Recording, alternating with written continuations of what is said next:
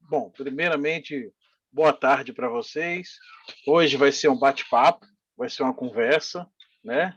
Vou inovar um pouco, né? Conversar, uma roda de conversa. E, digamos assim, iremos iniciar com uma leitura de uma página, como sempre, uma prece. Por enquanto, nós somos em quatro, nem cinco, e, por gentileza, com a perfeita harmonia e democracia dos sábios e dos justos, eu espero que uma pessoa se candidate, né, nos próximos 5 segundos, se for possível. Vou pedir para o Luciano. É, Hoje eu não estou podendo levantar para ir buscar o livro. então, leiam a página e façam a prece, Ok, me dá por só gentileza. 30 segundos, não, 25 segundos. Deixa eu só pegar o livro. Beleza. Pronto. Só mais um minutinho, por favor.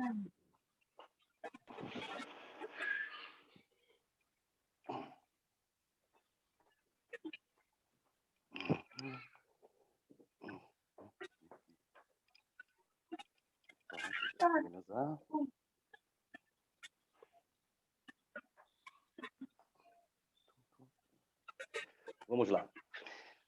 Do livro Caminho, Verdade e Vida, ditado pelo Espírito Emmanuel, a Francisco Cândido Xavier. Vamos escolher agora uma página. Lição 136. Coisas terrestres e coisas celestiais. Uma passagem, Jesus, narrada por João, capítulo 3, versículo 12. Se vos tenho falado de coisas terrestres e não me credes, como quereis que se vos falar das celestiais? Como crereis, se vos falar das celestiais? No intercâmbio com o mundo espiritual, é frequente a reclamação de certos estudiosos relativamente à ausência de informações das entidades comunicantes no que se refere às particularidades alusivas às atividades em que se movimentam. Por que não se fazem mais explícitos os desencarnados quanto ao novo gênero de vida a que foram chamados? Como serão suas cidades, suas casas, seus processos de relações comuns? Através de que meios se organizam hierarquicamente? Terão governos dos moldes terrestres? Indagam outros, relativamente às razões pelas quais os cientistas libertos do plano físico não voltam aos antigos centros de pesquisas e realizações, vulgarizando métodos de cura para as chamadas moléstias incuráveis ou revelando invenções novas que acelerem o progresso mundial. São esses argumentos apressados da preguiça humana. Se os espíritos comunicantes têm tratado quase que somente do material existente em torno das criaturas terrenas, num curso metódico de introdução a tarefas mais altas, e ainda não puderam ser integralmente ouvidos, o que viria a acontecer se olvidassem compromissos graves, dando-se ao gosto de comentários prematuros? É necessário, compreendo o homem, que Deus concede os auxílios. Entretanto, cada espírito é obrigado a talhar a própria glória.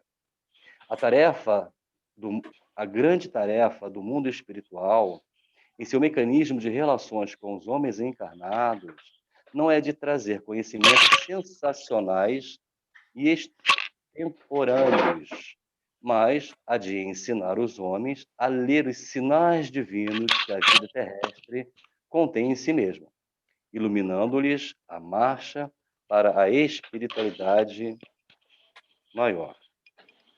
Faça a prece ou você vai pedir alguém, Onário? Pode continuar. Bom, e assim,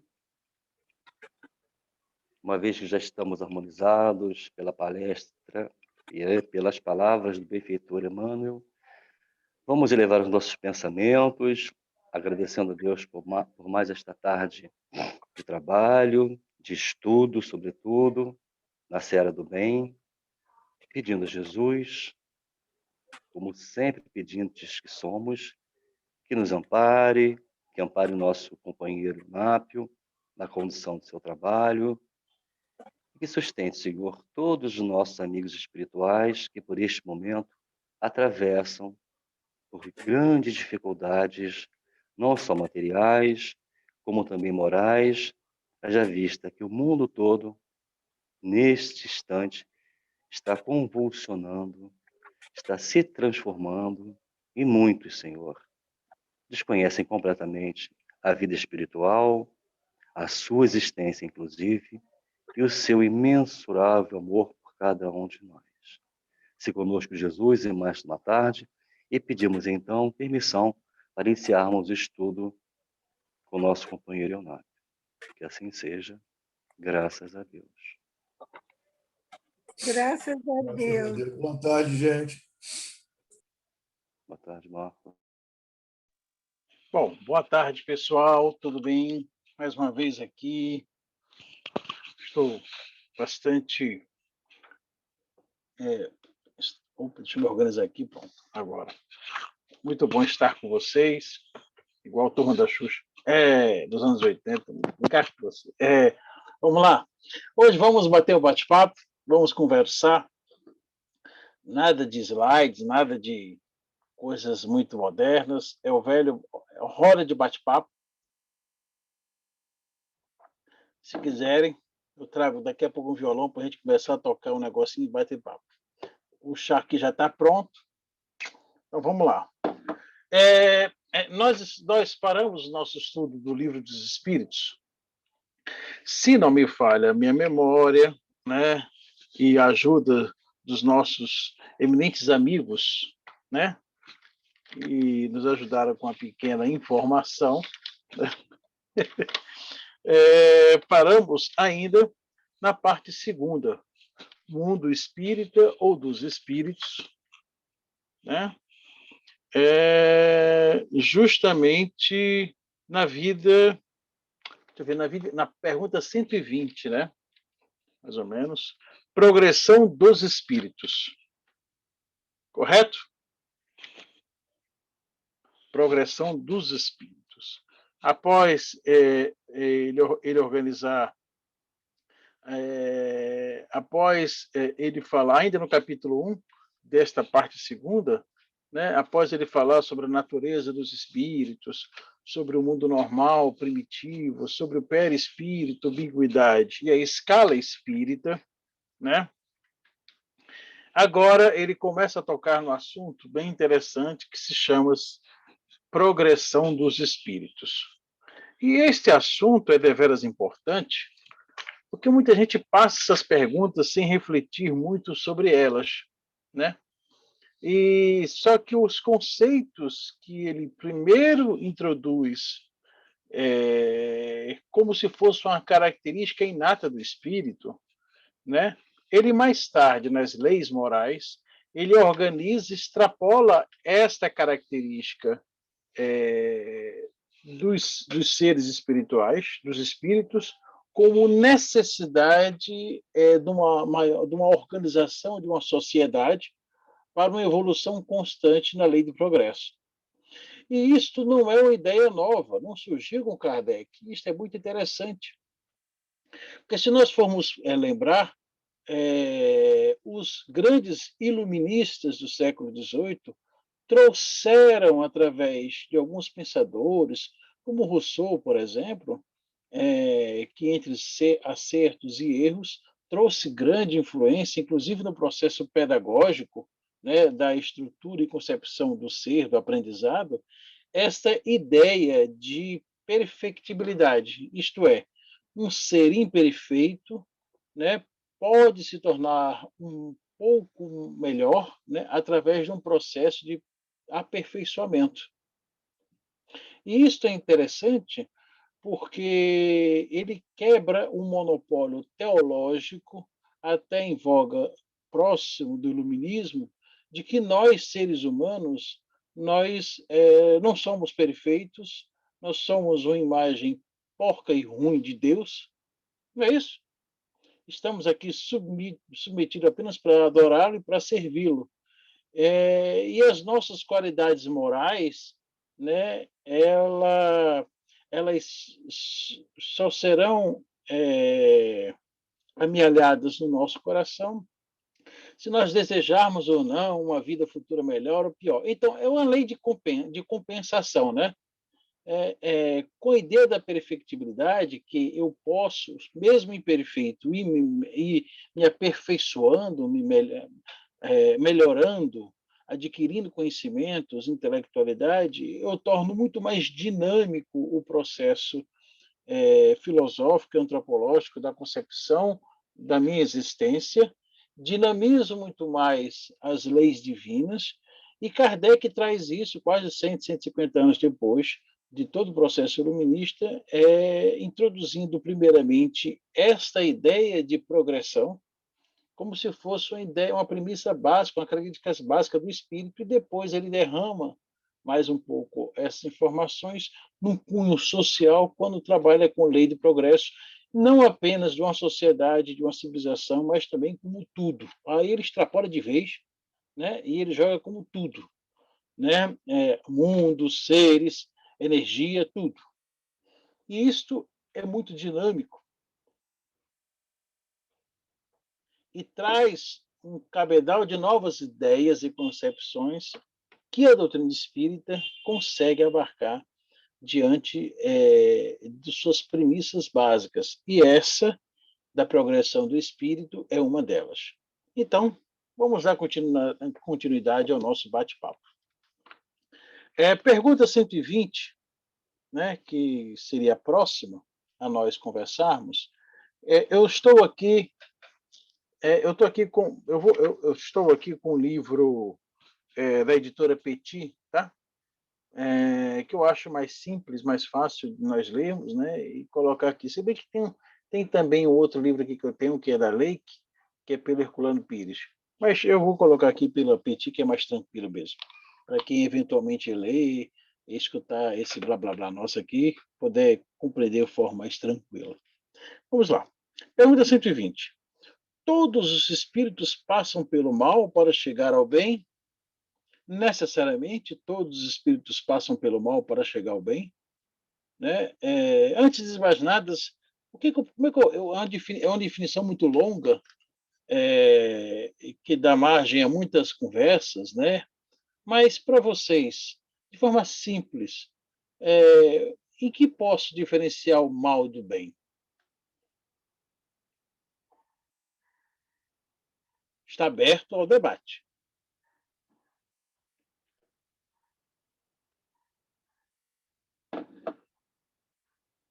Os espíritos ainda não estão conseguindo fazer transcomunicação instrumental para falar via Zoom. Mas eu estou escutando aqui alguma coisa. Alguém quer falar? Vamos lá. A Camila respondeu pelo pensamento. Vai lá, Raquel. Não, diferenciar o mal do bem, a gente que já está dentro de um conhecimento de Deus, de Jesus, já tem esse conhecimento. Quando a gente fala em bem e mal, bem é quando nós nos aproximamos do cumprimento da lei divina, e o mal quando nós nos afastamos dessas leis. Aí, bom, como nós somos cristãos e sabemos que a lei maior é o amor ao próprio Criador, a si próprio, ao próximo, como a si mesmo, essas coisas, então, tudo que nós fazemos para agredir o próximo, para ser indiferente ao nosso próximo, para não ser fraterno, para não respeitar nosso corpo, tudo que fizermos nesse sentido é mal. E tudo que fizermos para nos promover e promover ao nosso semelhante é um bem. Então, na realidade, tudo aquilo que nos aproxima, né, nos aproxima cada vez mais daquelas leis divinas que estamos em busca, né, de uma ética, de uma conduta, né, de um dever, de uma responsabilidade, né, eu estou lá encaminhando para o bem. Tudo aquilo que é contrário a esta natureza, né, e ou eu estou indo para o mal ou eu estou indo ainda no processo de ignorância. Isso é bem interessante, né? Porque, por exemplo, eu posso não desejar fazer o bem, né, mas também não quero fazer o mal. Eu apenas estou na minha ignorância, nem mal e nem bem. Então, o mal, eu posso dizer que é tudo aquilo que fere, né? Fere uma consciência ética, fere um próximo, fere uma natureza, fere, né? Que oprime, né? Que possui sentimentos mesquinhos de raiva, de ódio, de perseguição, de humilhação, né? Aí sim eu estou fazendo um mal. Se eu sou apenas ignorante nas leis, né? E não estou ainda conseguindo discernimento ou vontade para nem fazer o bem e nem fazer o mal, eu ainda estou na minha ignorância. Por mais que nós saibamos, já passamos por isso nesse nosso bate-papo do Livro dos Espíritos, numa pergunta lá atrás, não me falha a memória, ou se não, é na outra na frente, porque são vários grupos, eu acabo me enrolando todo. Enfim, que os espíritos já falaram para Kardec que só não fazer ou ficar na omissão também não é uma qualidade muito boa, né? Você precisa fazer alguma coisa. Mas, enfim, nós já conseguimos discernir isto. Então, a pergunta capciosa, né, e bem interessante, é bem simples. Todos os espíritos passam pelo mal para chegar ao bem? Pelo mal, não. Não pelo mal, mas sim pela fieira das ignorâncias, né? Sim pela necessidade, digamos assim, ou pelo estado, né, da ignorância. E a gente consegue entender quando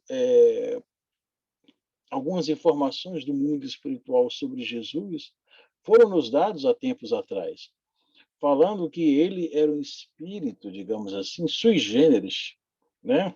Porque em todo o seu processo de evolução, ele certamente estagiou na ignorância, né? Certamente, daquelas ainda em espírito em processo de evolução, né? Num outro tempo e espaço, num outro universo, certamente ele ainda estava aprendendo, né, o beabá dessas leis divinas, né? Ainda estava adquirindo conhecimento e cabedal de intelectualidade e de moralidade. Mas certamente naquele momento, segundo as informações que temos do plano espiritual sobre este ser, ele jamais escolheu praticar o mal.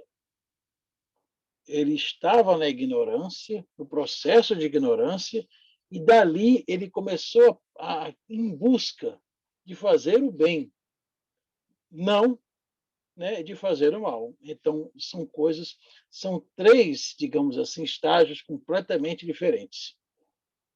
E é bom nós. E essa pergunta está dentro da ideia de progressão da perfectibilidade do espírito, justamente por isso. Porque uma vez ele ignorante, ele pode adquirir conhecimento, sabedoria, intelectualidade, moralidade para se aperfeiçoar. Uma vez ele não estagiando no mal, ele pode, por livre e espontânea vontade, reverter a situação e fazer um novo caminho. Fazendo um novo caminho, caminhando diferente, tá? Não é só fazer um novo caminho, ele tem que fazer um novo caminho caminhando diferente. Aí sim, aí ele vai seguir para o bem. Independente do estágio que ele estiver, ou iniciando logo na sua bondade, ou permanecendo na sua ignorância, ou indo para a maldade, né? Independente disso, há sempre a necessidade de responsabilidade, de ser responsável pelas coisas que se faz, né? Obviamente que um espírito que está em processo como esse, possivelmente através de um banhado energéticos, certamente ele pode começar a fazer uma maldade aqui e ser responsável logo no dia seguinte, um ano seguinte, 10 anos seguinte. Mas às vezes é uma punição, entre aspas, que é uma resposta autônoma dos processos que engendram, o karma, que ele pode até nem se tocar, que está levando tanta chilapada atrás nas costas, né? Não está nem sentindo. Tá até revoltado mais, né? Fica mais chateado. Mas em alguns momentos, né, quando ele começa a despertar alguma informação, essas voltas da responsabilidade dele são seguradas para o momento oportuno voltarem, e ele sim, mais cônscio, percebendo mais alguma coisa, ele começa a mudar algumas ações. Enfim, independente dos 3 estágios, a relação causa e efeito com responsabilidade, isto não é uma faculdade, né? Isso é uma necessidade, é um imperativo. O espírito sempre vai ser responsável, né, diante das relações causa e efeito, do que ele pensar, do que ele agir, do que ele fizer, independente se ele está na maldade, na ignorância ou já caminhando para o bem. Tranquilo? Tranquilo. Uma coisa, Eunápio, que eu lembrei, tem um dos livros do Emmanuel, eu não lembro se é o Ave Cristo, é um deles ali, que relata um personagem que era criador de cavalos, essa questão da ignorância e da consciência do mal. Ele dizia, ele acaba chegando no plano espiritual, é algo assim, e aí ele descobre que ele tinha responsabilidade, porque ele vendia cavalos para a guerra, para a guerra. E ele dizia assim, não, mas eu só vendia os cavalos. Ele não achava que ele estava fazendo nada demais. Então, às vezes, a gente, no plano atual, também faz algumas coisas achando que não está fazendo nada, que aquilo não está comprometendo, quando, na realidade, todas as suas ações têm uma consequência. Por exemplo... E aí você... Fala. Não, um exemplo que me veio eu tenho uma amiga ou um amigo que chega para mim, pede minha ajuda porque se apaixonou por alguém que já é comprometido. E aí eu vou, ajudo a esconder, facilito o encontro, achando que eu estou ajudando, que aquelas pessoas estão se amando, mas eu estou também contribuindo para uma ausência de um dos dois, fora do lar, fora das responsabilidades matrimoniais, e eu fico achando que não, que eu estou ajudando a pessoa. Então, a gente precisa ter presente que todas as nossas ações trazem consequências interligadas.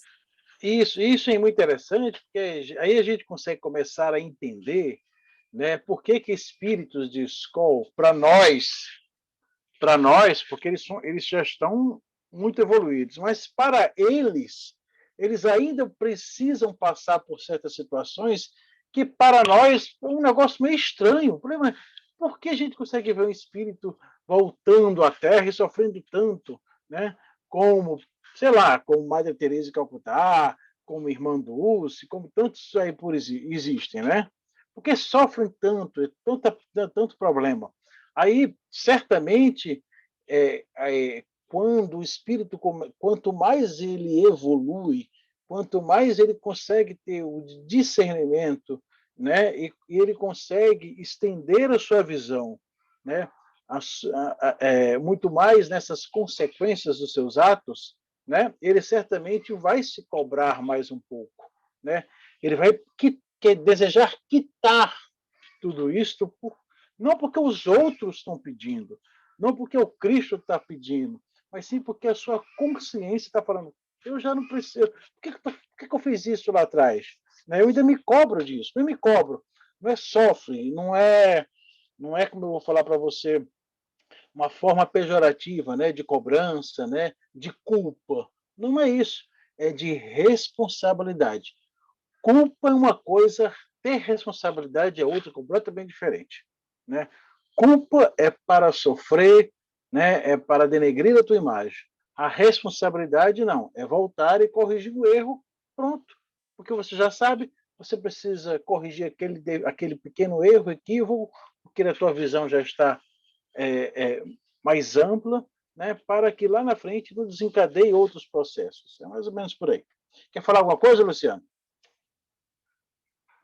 Não, você já gastou todo o arsenal de argumentos, a gente só está ouvindo, ótimo. Aliás, só uma observação, sim. Pela sua fala, eu tenho a impressão que você até já respondeu à questão 121. Dá uma olhadinha. Será? Então vamos lá. Eu acredito que sim. Porque Também alguns acho. espíritos. Vamos lá. Raquel. Vamos lá. Porque alguns espíritos seguiram o caminho do bem e outros o do mal. Então vamos ler direto, né? Direto. Não tem eles o livre-arbítrio? Deus não criou espíritos maus, criou simples e ignorantes, ou seja, com as mesmas aptidões, tanto para o bem quanto para o mal. Os que são maus, os são por vontade própria. E desta forma, só com essas duas frases iniciais, né, desse nosso bate-papo, que estão praticamente no meio deste subitem, que é a progressão dos espíritos, né, a gente começa a desconstruir completamente tudo aquilo que foi trazido à humanidade durante milênios de desinformação, mas que até certo ponto era necessário para o grau de adiantamento moral de alguns espíritos. A ideia dos anjos decaídos. A ideia, como é que um anjo pode ser decaído, meu Deus? Eu estava conversando semana passada com um amigo meu, falando sobre isso. Falei, meu senhor, se o ser é anjo, se você é só bondade, como é que o bicho pode decair do nada? Ah, então eu sou um anjo e vou me rebelar assim do nada. Mas que troço é esse? Mesma coisa. Tu não sabe matemática? Sei. Você não fez cálculo? Fiz. Cálculo 1, cálculo 2? Fiz. Ah, tudo bem, tudo bem. Quanto é que é 2 mais 2? Ah, 2 mais 2 é 4. Falei, pô, pelo amor de Deus. Não, é 7. Não pode ser, é 4. Eu tenho certeza disso. Pois é. Como é que você tem certeza de um troço e depois não tem? O anjo decaído é a mesma coisa. O caboclo é bom ou não é? Se ele para ser anjo, ele tem que ser bom. Então o bicho não é anjo. Ou o negócio não é anjo, ou essa história está contada de forma estranha. Porque se ele é anjo, ele tem todos os atributos da angelitude. E para ter todos esses atributos da angelitude, o bicho não pode ter raiva, não pode ter chateado, né? Não pode ter esse lero-lero. Esse lero-lero, a gente precisa já desconstruir a imagem. A mesma coisa aqui. Nós precisamos desconstruir essas imagens, não apenas essa, né? Como também na prática espírita, dentro de uma mesa mediúnica, por exemplo, quando estamos aqui e de repente vem um cigano. Ah, Santa Sara é agora, 24, né? Semana que vem, Santa Caracali. E essa é outra história também, muito bonita. Vem um cigano e se apresenta na mesa mediúnica. Aí você, todo PhD em espiritismo, fala, não, você precisa falar outros termos, que eu sei que você sabe. O cara quer... Como é que você sabe que eu sei? Como é que pode um troço desse? Não, porque eu já li que você pode... Meu senhor, aquele cidadão que escreveu aquele negócio lá, psicografia, ele está falando de um espírito, está falando de mim. Eu sou eu, aquele é aquele. Se eu quiser falar assim, eu falo. E se eu só tivesse experiência de cigano, eu vou falar como cigano, como preto velho, como caboclo, como Exu, vou falar. Você está preocupado com o que eu vou falar ou você está preocupado com o que eu vou passar, a informação? Ou até mesmo a desinformação. O que vale é a experiência, é o contato. O que vale é a troca, é a possibilidade de troca de conhecimento, de informações. Então, desconstruir estas ideias, né, fazem parte da prática espírita, né? Ao tempo todo, continuamente, diuturnamente, desconstruindo e reconstruindo, desconstruindo e reconstruindo, né, na busca constante da melhoria dos conceitos, melhoria das ações, né, para que não venhamos fazer remendos em roupas velhas. Continuando. Olá. Fala, Mar! por conta de todas essas colocações feitas aí desde o início do estudo, eu estou aqui pensando que muito que a gente tem dificuldade é por conta da pobreza da nossa linguagem. E aí fica bem claro para mim, quando, por exemplo, ele pergunta na 120, né, se todos os espíritos têm que passar pela feira do mal, e aí a resposta é não, pela feira da ignorância. Mas em algum lugar do livro, que eu não me lembro qual é, pergunta, né, sobre o mal. E aí diz que o mal não é a ausência do bem, o mal é a ignorância do bem. Ou seja, a ignorância já é um mal.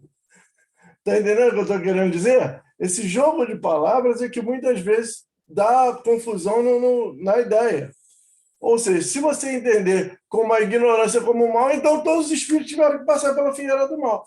Mas não é isso que ele quer dizer. Ele quer dizer a maldade em si, a perseguição, aquela toda coisa que a gente entende como mal.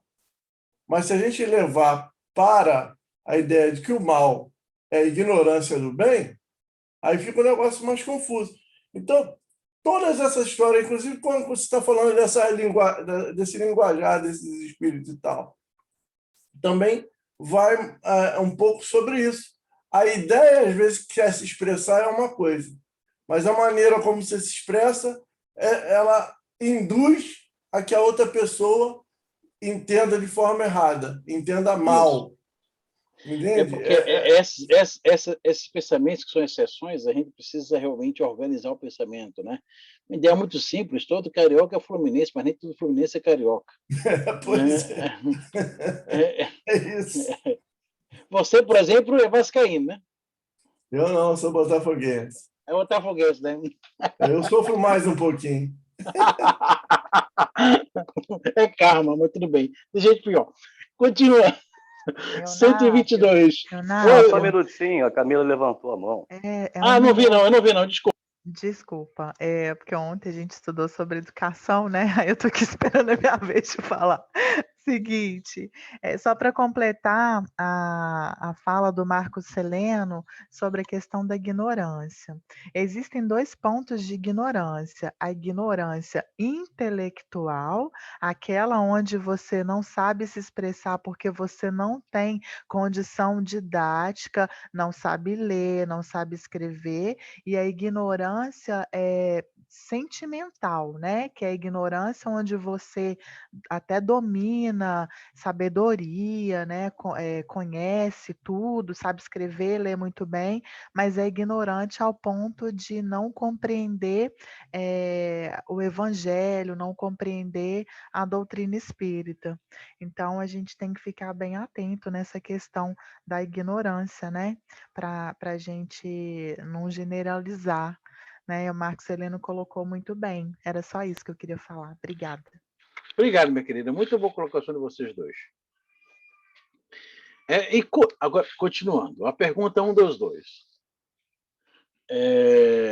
Como é que os espíritos, em sua origem, quando ainda não têm consciência de si mesmo, podem ter a liberdade de escolha entre o bem e o mal?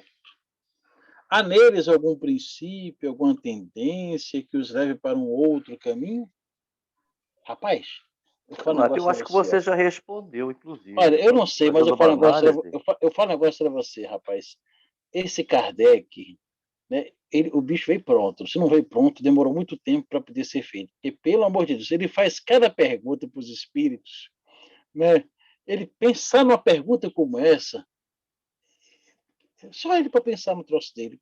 Porque olha que pergunta que ele faz. Ele chega lá, ele deve ter sabatinado, quando ele desencarnou, deve ter sido sabatinado. Agora, nossa vez, senta agora aí. Muito bom, muito bom. Né? O que vocês acham? Eu acho que você já respondeu a 122, a 122A, a 122B. Você entrou até no Anjos e Demônios. Você fez aí um apanhado geral de todos os itens e perguntas e respostas. Vai até para o subitem seguinte. Mas tudo bem. Mas engraçado é que ele pontua aqui, está tudo carregado, está tudo cadenciado. Ele pontua aqui sobre um negócio chamado livre-arbítrio. E o livre-arbítrio, por mais que nós saibamos que mesmo ele, no estágio de ignorância inicial do espírito, ele possui um limite, ele possui, né, um campo diminuto, já é o suficiente naquele momento para algumas escolhas serem feitas. Nós, hoje em dia, após alguns milênios de reencarnações e aprendizados, nosso campo, digamos assim, nosso campo que consegue, né, abarcar a nossa capacidade de escolha do nosso livre-arbítrio, ele já é um pouco mais flexível do que fora 2 milênios atrás, mas ainda é infinitamente menor do que um Bezerra de Menezes, né, do que um São Lucas, do que um São Francisco de Assis ou de um São Cosme e Damião. Certamente. Mas ainda precisamos evoluir bastante para que as nossas escolhas, né, a nossa capacidade de discernimento e escolha sejam mais amplas do que agora. Mas interessante é que este pequeno, né, esta pequena característica do espírito de escolher, por isso que ele precisa ter uma consciência, não consciência do todo, mas sim a consciência de o que é que eu estou fazendo, quem eu sou, o que é que eu quero fazer agora, né? E esta relação lógica entre causa e efeito, mesmo que seja diminuta, já é suficiente para ele começar a fazer novas escolhas. Por exemplo, se uma pessoa leva um tapa na cara há 1.000, 2.000 anos atrás, ele certamente poderia revidar, mas ele poderia, naquele momento, parar e pensar, né, e tomar outro caminho. Um simples tapa na cara, um simples não de revide, de um tapa na cara, para aquele espírito de 2.000 anos atrás, 2, 3.000 anos atrás, dependendo do processo, do estágio que ele esteja naquele momento, já seria um salto quântico.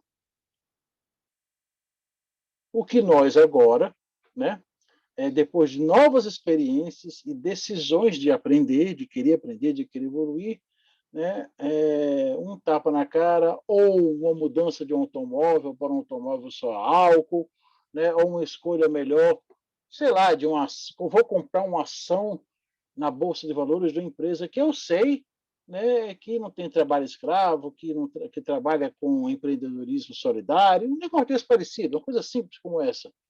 Já é uma outra escolha mais complexa que nós temos capacidade de discernimento. Ou defender algumas ideias de alguns candidatos à política que, mesmo não sendo, né, aquilo que eu acho mais conveniente para as minhas ideias, eu sei que possa ser um candidato para a grande massa da população. É uma escolha muito mais complexa do que apenas um revide de um tapa ou não. Mas, para nós que já evoluímos um pouquinho, né, olha só, a capacidade de escolha está aumentando, tá vendo? As conexões estão se ampliando. Então, vamos lá? O livre-arbítrio, responde os espíritos, se desenvolve à medida que o espírito adquire a consciência de si mesmo. Não havendo mais liberdade, se a escolha fosse determinada ou imposta por uma causa independente da vontade do espírito. A causa não está nele, e sim fora, nas influências a que cede em virtude de seu livre-arbítrio, de sua livre vontade. É essa a grande figura da queda do homem e do pecado original. Uns cederam, outros resistiram à tentação. Não vai colocar a mulher como culpada, porque o povo adora colocar o outro como culpado. Eu não. Estou me lembrando agora da minha filha. Lápio, Oi. Você leu um verbo que não está dentro do contexto da frase. Aqui eu li um verbo? Você mudou o tempo do verbo. Aqui está o seguinte: não haveria mais liberdade se a escolha fosse determinada ou imposta. Acho que você leu alguma coisa como se não houvesse mais liberdade. Você usou um tempo contrário do verbo. Ah, é? Então eu li errado, Sim. desculpa. A interpretação pode gerar um pensamento equivocado. Pode mesmo. Qualquer coisa, compra um livro, dá uma lidinha, mas receber. Mas no da febre também tem não haveria. Já não haveria liberdade. Porque assim, é muito sutil isso. Eu ia falar isso também. Porque é aquilo entra na questão que o Marco Celeno colocou, que eu posso o mal pela ignorância, eu acabo, não conheço, pelo desconhecimento, mas se um caminho, se a minha liberdade for cerceada porque está sendo dito vai por ali, porque tem que ir por ali, eu não tenho escolha. A escolha é de alguém que está fora. Aí não haveria liberdade. E quanto mais responsável você for pelas suas ações, mais livre você é. Então, é muito sutil, a gente tem que pensar muito sobre isso. Isso mesmo. Mas há um agravante. Há um agravante, como sempre, né? E é isso que Kardec pergunta agora. De onde parte a influência sobre ele, sobre esses espíritos? Porque ele pode ter influência sobre sua decisão de livre escolha, não pode? E aí vem lá o agravante dos espíritos imperfeitos que procuram apossar-se dele para dominá-lo e ficam satisfeitos de o fazer fracassar. Foi isso o que se quis simbolizar na figura de Satanás. Olha o Satanás aí. Enfim, e esses espíritos imperfeitos, eles estão lá por livre escolha também. E nós captamos, sintonizamos com eles também por nossas livres escolhas. Porque decidimos. E quando é que nós decidimos? Todas as vezes que estamos na ignorância apenas ou todas as vezes que vamos para o caminho do mal? Porque se eu for condicionar apenas a ignorância, né, eu estaria condicionando todos os espíritos que lá ficaram. Agora, se eu colocar a condição de que na ignorância eu busco o caminho do mal e sintonizo com esses outros espíritos, aí tudo bem. Porque eu posso estar na ignorância, né, e decidir fazer um caminho do bem. Tranquilo? Alguma coisa, Luciano? Não, perfeito. E você, Obrigado. Marquinho? Camila, Tati, vamos embora? Não, para mim tá tranquilo, eu estou Segue absorvendo o aqui, pode bonde. Então, continuar. vamos lá. Segue o bonde. Pode continuar. Próxima parada, 122B. Beleza. Essa influência se exerce sobre o espírito somente em sua origem? Ah, coitadinho. Olha, eu tô achando que você... Renato, eu tô achando que você é um espírito de Antártica, espírito de Maldivir. Até você conseguir atingir uma condição de espírito de escola, vai demorar um tempinho, hein? Caraca, Kardec foi muito ingênuo nessa pergunta. Tadinho, não sabe de nada, bichinho. Essa influência o segue na sua vida de espírito, até que alcance um domínio tão completo sobre si mesmo que os maus desistem de obsediá-lo. Então ele precisa ter o autodomínio. É isso mesmo, tá certo, Caminhão. E agora, o que eu acho muito engraçado é que Joana de Ângeles, na série psicológica dela, vem reforçar tudo isso, né? Que o espírito livre só tem a total liberdade quando se autodomina. Ele possui total responsabilidade sobre os seus atos, dominando-se completamente. Aí ele é livre. Aí ele né? é livre. Ela diz isso. Não é isso? É uma frase que eu acho, uma ideia que eu acho fascinante. Então é isso. Ele precisa se auto-amar, se auto-perdoar, se autoconhecer para poder discernir, né, as coisas, né, e aí sim, em poder, a partir daquele instante, deixar de ser influenciado por outras coisas, inclusive por si mesmo. Olha só, quantas vezes, espera ainda, 123, né? Quantas vezes, 5 horas da tarde, quantas vezes nós, né, somos dominados por nossas próprias vontades imaturas? Por que que nós Chamadas de não... tentações. Isso, porque nós não nos conhecemos, ou não Joana conhecemos, Neves chama isso de tentações. isso mesmo, e não conhecemos por completo as leis divinas. Mas hoje nós já temos um rumo. Eu tô agora, eu estou acompanhando, a minha esposa já é a sexta vez que vê, né? Eu já acho que já é a terceira ou quarta, nós estamos acompanhando a novela A Viagem, né? Vocês já viram A Viagem? Dudu tá assistindo. Umas 4 Sim, vezes só. Dudu tá assistindo. Tá eu adorando. vi uma Ah, que vez bom. só. Eu só Eu vi estou vendo, uma vez. pois é, eu estou vendo no Vivo e estou vendo no YouTube, porque o YouTube tem tudo lá. Não sabia, não. O povo colocou tudo lá. E aí, é muito engraçado, porque ontem, ou antes de ontem, o capítulo que nós vimos aqui no YouTube, um capítulo que nós vimos, eu achei bem interessante, uma fala, estou me lembrando, não me lembro direito, mas uma fala que um espírito amigo falou para o personagem do Otávio Jordão, né, do Antônio Fagundes, que estava lá no mundo espiritual, né, ele lá preocupado com a Diná e tal, tudo mais. Eu achei muito interessante, porque um daqueles espíritos amigos dele, eu acho que foi a antiga esposa dele, não me lembro direito, falou um negócio muito interessante. A evolução, nós precisamos entender que a evolução é individual. Você é responsável pelas suas escolhas.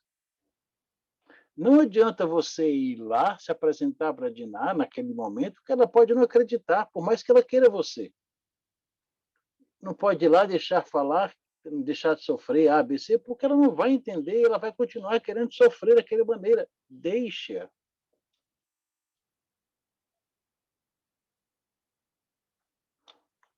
E isso é interessante, porque não é deixar por deixar. Eu não sei, o texto é mais ou menos por aí, a ideia mais ou menos é essa, né? Deve ter tido uma palavra ou outra que eu não usei, mas a ideia soa até um pouco frio, né? Mas não é isso, não. Né? Mas a ideia é mais ou menos essa, e a gente custa entender isso. Nós custamos a entender isso, que a nossa evolução é individual. Eu só sou responsável pela evolução do Eunápio. Eu não sou responsável pela evolução da Raquel. Eu não sou responsável pela evolução da minha esposa, nem das minhas filhas. Eu estou ali tentando ajudar, cooperar, tudo bem? Até um determinado limite que eu preciso compreender até onde esse limite vai, desde que eu comece a amadurecer os meus valores, minhas descobertas, o que eu quero seguir. Porque se eu não fizer isto, eu começarei a cercear a liberdade do outro. Ou vou começar a fazer escolhas pelo outro, que não são nem minha nem dele. Isso só atrapalha. Fala para mim se o Cristo Jesus, há 2000 anos atrás, ele não poderia salvar todo mundo, a humanidade inteira.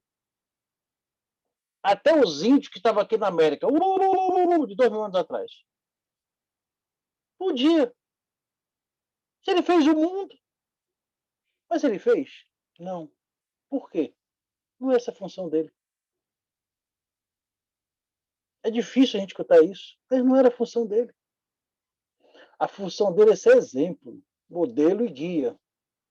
O nosso é arregaçar as mangas e seguir.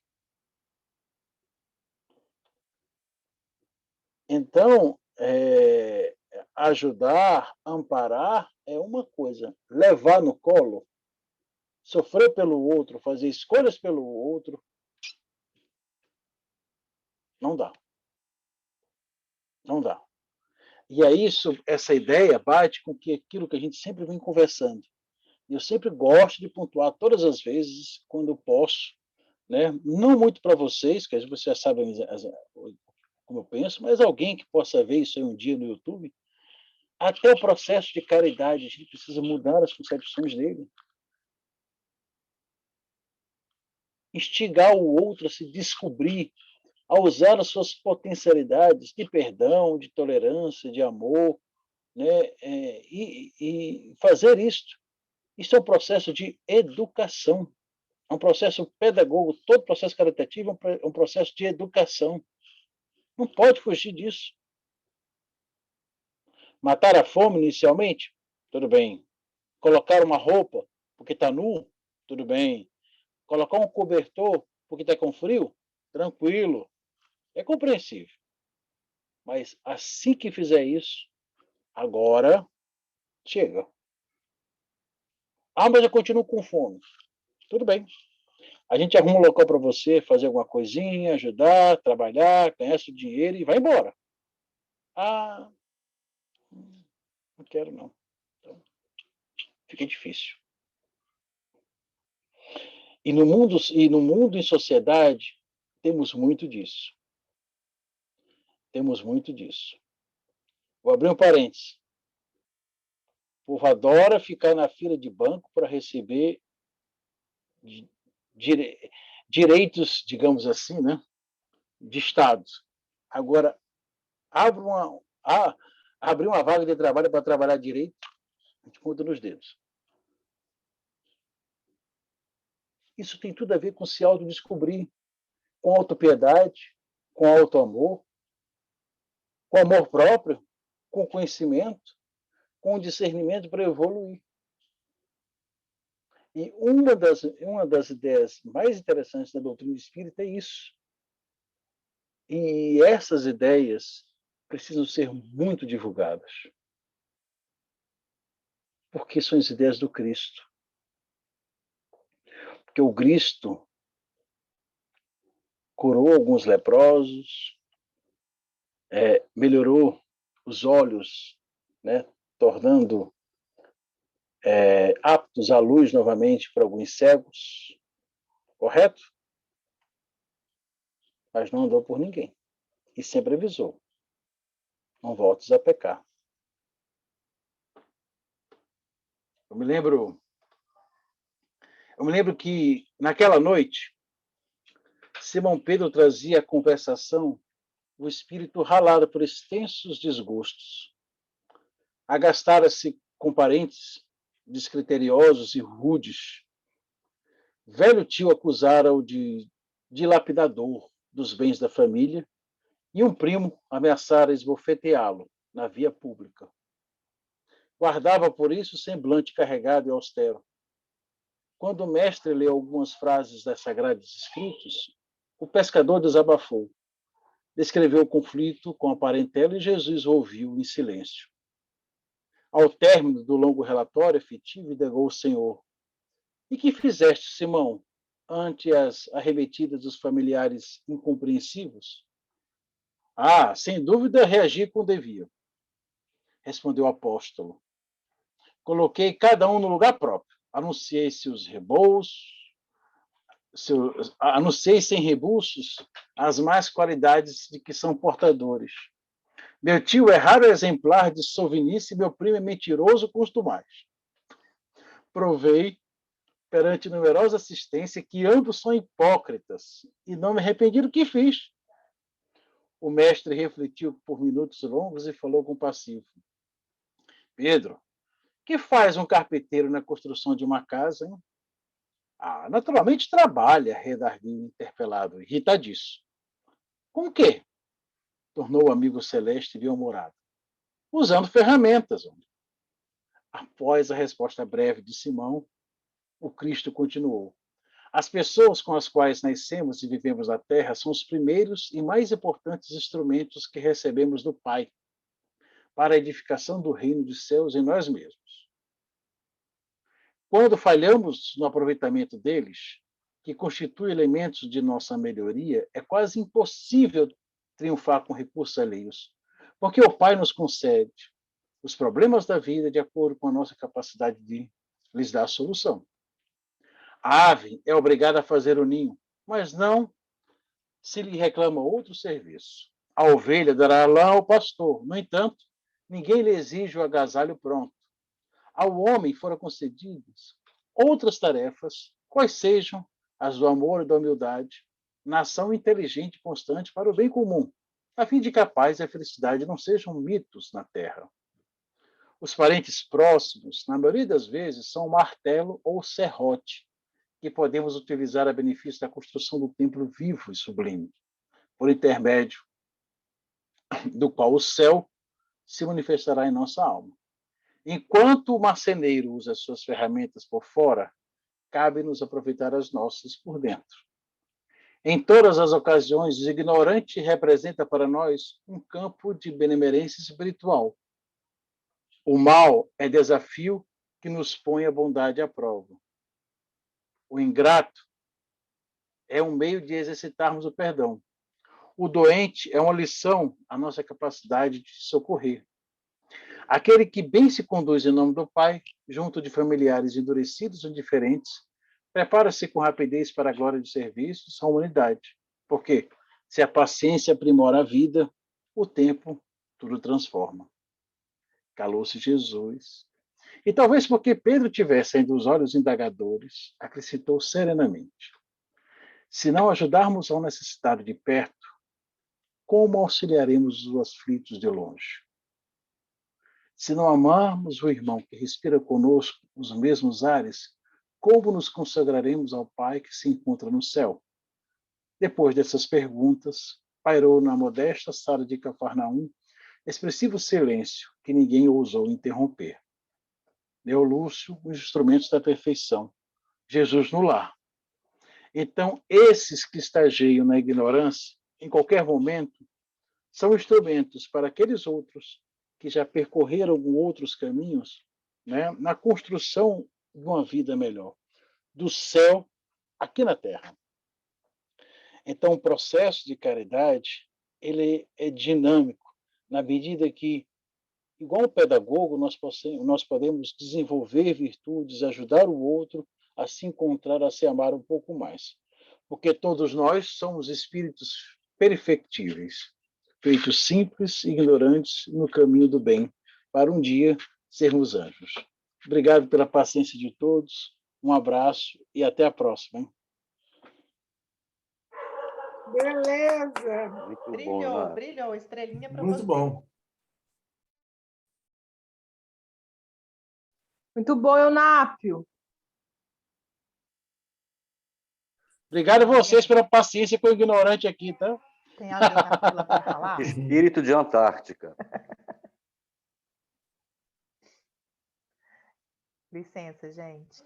Eunápio, você comentou sobre a novela A Viagem hoje, e tem Sim. uma novela muito interessante também, que eu estou assistindo pela segunda vez, eu assisti quando eu morava aí no Rio. Se chama Além do Tempo, não sei se você já viu essa novela. É uma novela Não. maravilhosa, ela trata de assuntos espíritas também, principalmente do ódio, sabe? Ela conta muito essa questão do ódio, com reencarnação dos personagens que viveram no século XIX, nos dias atuais. E eu lembrei disso agora, se você tiver oportunidade para assistir, é muito bacana a novela. Mas você está vendo aonde? Onde é que passa isso? Eu tô vendo no YouTube, você consegue ver, e no Globoplay também. Além do tempo. Além Beleza. do tempo, ela foi uma novela gravada no circuito das fazendas históricas do Vale do Paraíba, E como coincidências não existem, né, gente? Uma vez eu estava voltando de Belo Horizonte para o Rio e de carro com meu marido, aí eu falei com ele, eu não quero voltar pela estrada normal de Petrópolis. Aí a gente entrou pelo circuito das fazendas de café do Vale. E a fazenda que eu mais tinha vontade de conhecer, de todas que passava na novela, eu caí na porta dela sem GPS, sem nada. Eu fiquei encantada com a fazenda. Muito lindo, muito lindo. Nunca vi um lugar tão bonito. Essa região é maravilhosa. E a novela ela trata de assuntos bem sérios, assim, mostra reencarnações, mostra como que as pessoas se portam diante de encarnados, né, inimigos e amigos da vida espiritual. É bacana, se vocês quiserem ver um dia, tiverem oportunidade. Vou dar uma procurada, porque eu não estou Você lembrando pode dessa depois, novela. você Mas pode eu depois devo ter colocar visto. o link no grupo de um Com capítulo só? certeza, Coloca coloco. lá pra gente. Tá, vou te mandar. Tem no Globoplay, Camila, que você falou? Tem no Globoplay. Tá, vou dar uma procurada.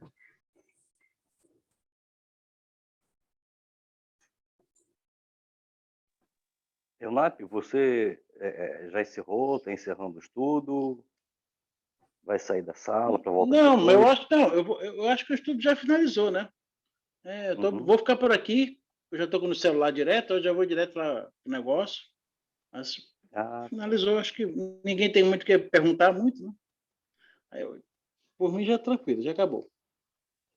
então, você gostaria de fazer a prece de encerramento, então? Depois a gente parte para a segunda parte do bate-papo? Por conta da Eu? gravação? Sim, outra Então pessoa vamos. que você queira.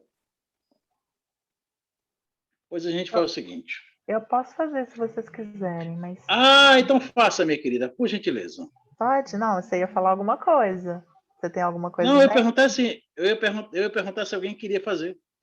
Tá. Eu vou fazer então, tá bom? Pra gente. Ótimo. Vamos fechar os nossos olhos. Apesar de eu estar com a câmera fechada hoje, eu estou aqui presente, né? E apreciando esse lindo estudo sobre o Livro dos Espíritos, né, do nosso querido amigo Kardec, que tanta informação importante veio nos apresentar após a concepção desse livro. E venho pedir a Jesus e a Maria que nos dê a serenidade diária para lidarmos com todas as situações difíceis que se apresentam na nossa frente. Situações às quais não conseguimos, às vezes, a resposta imediata para solucionarmos os nossos problemas. E através do estudo do Livro dos Espíritos, tantas dúvidas nos são sanadas.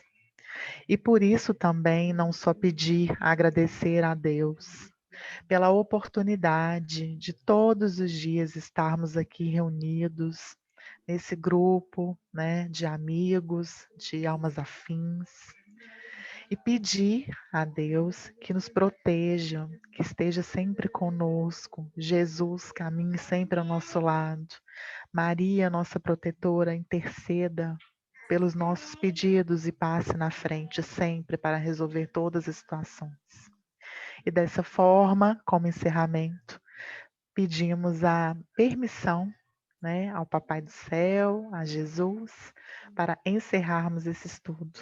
Que assim seja, graças a Deus.